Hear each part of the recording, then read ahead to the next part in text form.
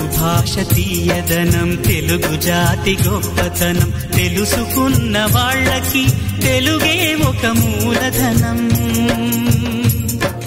తల్లి తండ్రి నేర్పినట్టి మాతృభాషరా, తెలుగు మరచిపోతే వాళ్ళని నువ్వు మరచినట్టురా, ఇది మరువబోకురా. తెలుగు భాష తీయదనం, తెలుగు జాతి గొప్పతనం, తెలుసుకున్న వాళ్ళకి తెలుగే ఒక